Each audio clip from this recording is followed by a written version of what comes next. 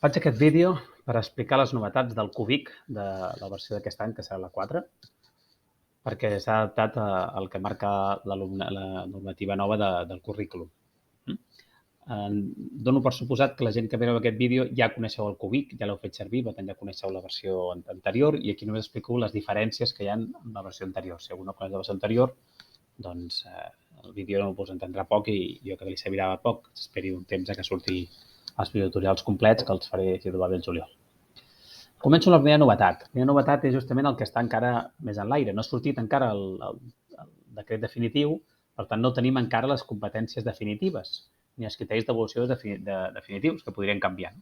Per tant, he fet una cosa que ens pot servir i així el quadern ja pot sortir, ja podem començar-lo a provar i quan surtin les definitives farem un botonet d'importar i ja està. La idea és, aquí tenim, el mateix quadern ens servirà també, que és una altra novetat, per primària, secundària i batxillerat. Podràs triar, mira, aquest quadern vull que sigui per primària, per secundària o per batxillerat. Llavors, el primer que hem de fer de tot, i quan surti el quadern, quan surti el decret, haurem de tornar-ho a fer, és seleccionar aquí a la cel·la G2 si és primària, secundària o batxillerat, hem de fer aquesta secundària, i fer clic al botó importar. Evidentment, el primer cop us donarà permisos dels scripts i tal, jo ja l'he fet diverses vegades, per tant no em passa i ja està. Què ha fet això d'importar? Ha fet que aquí, en la pestanya CE, competències específiques, me l'ha omplert, que si no està en blanc. I me l'ha omplert, de moment encara no està complet. He posat 4 o 5 matèries d'exemples. Evidentment, quan surti el decret definitiu ja farem la matada de copiar totes les competències, però si ja les posem totes i després canvien, a saber quina han canviat i quina no. Per tant, només he posat 4 o 5 d'exemple i ja està. Quan surti el decret i ho actualitzem, el que deia, tornaràs al botó importar i aquest full s'actualitzarà. Per tant, podem fer servir el quadern independentment que encara no estigui el decret definitiu. El que fa és posar totes les matèries que hi ha, aquí està per ordre alfabètic que surten en el decret, almenys en l'esborrany, i cada una de les competències. I, a més, cada un dels criteris que estan definits, que sabeu que els criteris estan definits per cicles, no? Primer, segon o tercer, segons la matèria, a l'ESO, i per l'altra banda, tercer o quart sol. Canvia primària, primer, segon, tercer, quart, cinquè, sisè, i batxillerat, primer o segon. Vale? Doncs ens ha omplert aquest full d'aquí, que és la primera novetat que teníem. Vale? Aquí, dades del curs, seleccionem, importem i ja està. La segona novetat que tenim és aquí matèries. El quadern està pensat no només per utilitzar-lo amb una sola matèria sola, que també ho podem fer-ho, sinó també està pensat per treballar amb àmbits. Per tant, podem fer un àmbit de 3 o 4 matèries juntes i el quadern em serveix per l'àmbit sencer, o per projectes, o per diverses coses, com vulguis tu. Llavors, aquí a l'apartat matèries el que fa és fer-te la llista sencera de matèries que apareixen en aquesta que hem vist ara, de competències específiques, el que us deia, no estan totalment, només en fet 5, d'exemple, i em sembla que a batxillerat només n'hi ha 3 i a primària també 3 només, però quan estigui fent la importació estaran totes i llavors tu tries quines són les matèries que vols que en aquest quadern apareguin competències. La matèria pot ser la que vulguis tu, però de quines competències vols que puguis triar? Vale? Si jo només trio competències de biologia i geologia, doncs altres les trec. Si jo només, perquè igual faig biologia i prou. Si jo faig una interdisciplinària i faig biologia i mates, doncs posaria clic de biologia i mates. Això vol dir que en tots els desplegables que m'apareixeran podré triar biologia i mates i podré triar competències d'una o l'altra. Simplement és per evitar tenir moltes llistes. Abans, fins ara, quan anàvem per àmbits, cada cop que tenies àmbits desplegables sortien tots els àmbits possibles. Clar, com que àmbits n'hi havia relativament pocs, era fàcil que sortís. En matèries n'hi ha moltes. Llavors, si cada cop que surts matèries et surten 25 matèries, seria molt pesat de fer. Llavors, tu aquí marques quines vols i a partir d'ara, en tot el quadern, sempre que hi hagi matèria i tris, el desplegable només apareixeran les que has marcat aquí. Vale? Un cop tenim això configurat i hem posat si és primària i secundària i quines competències de quines matèries farem servir, ens anem a l'apartat de competències i activitats. A la part d'activitats no ha canviat, indiques les activitats que faràs exactament igual. La de competències sí que ha canviat. La de competències, fixeu-vos, ja no posem àmbit, perquè ja les han tret, els àmbits, ara posem matèria. I el que us deia, en el desplegable, aquest el tinc ple, normalment estaria buit com aquí baix, però ja estic fent proves i el tinc ple. Doncs en aquest desplegable, si despenja, ja només surten aquí 4 matèries, que són les 4 que he marcat allà. Si ja hagués marcat 2, doncs aquí em sortirien 2. Si he marcat una, perquè això és només de matemàtiques i jo només faig matemàtiques, doncs aquí em sortiria sempre matemàtiques. Per tant, aquesta és la primera novetat. La segona, la primera novetat és la novetat. Ja no és àmbit, sinó és matèria. Aquí, en el desplegament de competències, això sortia igual. Aquí la diferència és que ara mira exactament quina matèria és i posa el nombre de competències que hi ha realment en aquesta matèria. Abans sembla que sortien sempre del 10, tot i que hi havia matèries que no tenien 10 competències. Aquí sí. Si aquí surt biologia i geologia, marca quantes n'hi ha i només et surt fins a les 6 perquè només n'hi ha fins a les 6. Alguna altra matèria, jo què sé, per exemple, ciències socials, doncs surt fins a la 9 perquè té 9 competències. No? Per tant, el desplegable aquest ja és exactament. Automàticament s'omple això del codi curt, en aquest cas biologia i geologia, s'omple la competència i això normalment està en blanc, que aquí ja l'he omplert, que és el criteri d'avaluació. Això és el que hem de posar nosaltres. Vale? Tu, per fer la qualificació, t'has de basar en criteris d'avaluació quan qualifiquis. No? Llavors, és dir, aquesta competència està molt bé, segurament l'hauràs concretat amb un objectiu, segurament, però l'important és com decideixo al final de trimestre si l'alumne ha aconseguit o no aquesta part. No? Llavors, tens diversos criteris d'avaluació. Per la mateixa competència pots tenir diversos criteris d'avaluació. Llavors, aquí has de dir, doncs mira, aquesta competència, un criteri d'avaluació és aquest d'aquí, jo el redacto, que és concret exactament el que farem. Com dèiem, el decret ens marcarà per cicles, però no ens marca ni per cursos ni molt menys per trimestres, si és que ho fem per trimestres. No? Per tant, aquí hem de definir exactament quin criteri d'avaluació fem. A diferència de l'any passat, pots posar aquí dues vegades la mateixa competència. Biologia, geologia, CU, biologia, és exactament el mateix. Per què? Perquè pots posar un segon criteri d'avaluació. Perquè pots dir, bueno, aquesta competència que és molt ampla, he fet un objectiu, que no el poso aquí, ja posaré la programació, l'objectiu, però al concreto, aquest objectiu, per saber si l'he aconseguit, aquest objectiu o no, miraré dues coses diferents, no? Dos criteris d'avaluació. Per tant, aquí podem posar dos criteris. Automàticament ell sol detecta que són dos criteris de la mateixa competència i per això em posa un 1 i ell em posa un 2 automàticament. Jo no he de fer res, ell ja diu un 1 i un 2.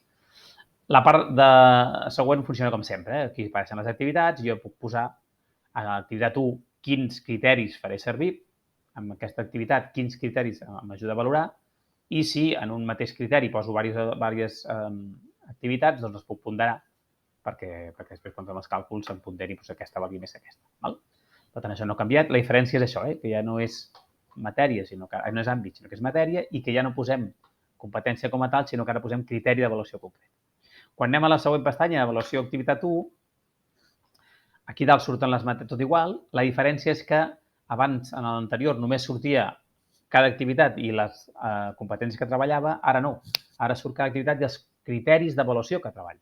Per tant, em puc trobar, per exemple, alguna activitat, a veure si en veig alguna que estigui aquí, que faci dos criteris de la mateixa. Sembla que no en tinc cap, no? Sí, mira, la 3 final. La 3 té la competència 9 social, té la competència 9 social altre cop, però és que aquí estic mirant amb el criteri 1 i estic mirant el criteri 2. Per tant, aquesta activitat puc mirar una competència, però cada un dels criteris puc fer una qualificació diferent. No? Per tant, m'apareixerà dues vegades. Per tant, aquí ja no apareix només competències com apareixia fins ara, sinó que apareix per criteri d'avaluació. I tu vas posant cada activitat als criteris d'avaluació i la puntues. Aquesta activitat amb aquest criteri, aquesta puntuació. Aquesta mateixa activitat amb aquest altre criteri, per tant, el que ens fixem nosaltres són els criteris.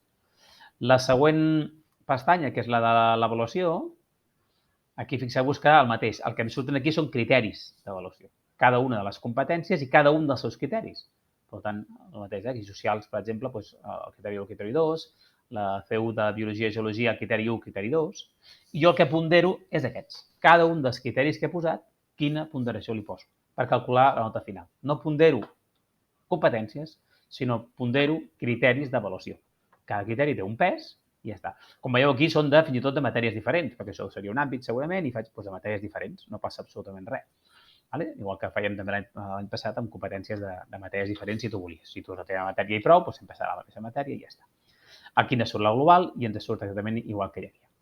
Per fer-ho en batxillerat funciona exactament igual també per competències ja, però la nota final els hi continuen demanant del 0 al 10 o de l'1 al 10. Quines meravelles té la vida, no? A mi em sembla que si treballem en un sistema competencial no té cap sentit posar decimals, hauríem de posar 1, 2, 3, 4 i prou. De fet, aquí faig proves amb 3,3 perquè ja sé que hi ha gent de vosaltres que ho posa. A mi això em fa una mica de mal. Jo, quan avaluo competencialment, doncs puc posar 1, 2, 3 o 4, però no sé posar entremig, que 1,5 què vol dir. Jo tinc una rúbrica i decideixo si és no assoliment, no satisfactori, notable. Però a batxillerat els hi fan posar nota final 10. Per tant, jo entenc que si algú fa servir aquest quadern a batxillerat, que segurament no, però llavors si algú el fer servir, l'avaluació de cada criteri el farà 1, 2, 3, 4, perquè és el que tu pots fer, però de nota final aquí la tens sobre 10 perquè ha necessites sobre 10. Clar, des d'aquest punt de vista podíem perdre les competències concretes. Què passa amb les competències? Clar, com que he fet criteris d'avaluació i ponderes criteris d'avaluació, no sé què passa amb les competències. Ens apareix aquesta novetat també aquí, que diu no passa res. A partir dels criteris que has posat i les seves ponderacions, et dic cada una de les competències com es treu. Aquest CUBIC, la competència CU de Biologia i Geologia, aquesta E d'on surt? Bueno, doncs ha vist que el CUBIC tenia dos criteris, has puntuat 10% i 10%, per tant, els dos tenen el mateix pes, per tant, aquí directament fa la mitjana aritmètica d'aquests dos valors. I ja està. Vale? El mateix amb els altres, per exemple, la C9 també, en aquest cas, també tots són iguals, però si un fos 20 i l'altre fos 40, doncs aquest valdria el doble i al fer aquesta mitjana doncs faria el doble. No? De tal manera que tens la nota final del trimestre, que és respecte als criteris d'avaluació, però també tens cada una de les competències com ha anat a tenir en compte els seus criteris. No? Això és el que tenim a primera, segona i tercera, avaluació, ja no ho repeteixo, és exactament el mateix, i a l'avaluació final no ha canviat absolutament res en aquest sentit. Quan arribes a l'avaluació final, doncs apareixeran les avaluacions, les recuperacions i ja està. Torna a aparèixer el numeret de 10 pels de batxillerat, perquè els de batxillerat han d'entregar la nota final amb un número de 0 al 10 o 2 al 10 sense decimals, és el que demana, és el que diu d'augment l'esborrany del decret, veurem què dirà. Vale? A la fitxa de l'alumne sí que hem fet algun canvi. Vale? A la fitxa de l'alumne tenim aquí totes les puntuacions dels criteris d'avaluació, el resum de tot el que hem fet. Aquí les notes finals amb els 10 pels de batxillerat, però els altres no, mirem la part de dalt i ja està. I aquí tens de les matèries que tenies, que en aquest cas eren 4, doncs quines competències has treballat, vale? I quins valors té aquesta competència. No? Doncs aquí t'apareixen els assoliments notables, excel·lents i tal, de cada una de les competències que has treballat, de cada una de les matèries, per si t'interessa, i a cada una de les avaluacions. És una mica lent, fixeu-vos que cada cop carregant més, llavors aquests canvis tenen una mica, però aquí hem treballat a la primera, hem treballat la 9, i té un excel·lent, i a la tercera hem treballat la 3 i té un excel·lent aquest alumne, com sempre podem canviar d'alumne i de més. No? I ja està, aquestes són les novetats. Evidentment, això ha tingut un efecte també en els enviaments. Quan envia les notes d'una activitat als alumnes, doncs ara diu el criteri d'avaluació i diu la matèria i diu la competència que és, ja no diu l'àmbit, i ara especifica el criteri, que abans no especificava, i poca cosa més. Evidentment, tècnicament hi ha hagut més canvis, però una mica aquest és el funcionament. A veure si us sembla bé, a veure si us agrada. Us comparteixo el vídeo, us comparteixo la plantilla i podeu fer proves i, com sempre, si trobeu coses, doncs anem millorant de cara a l'inici de curs, doncs la tinguem ja perfectament a punt per començar.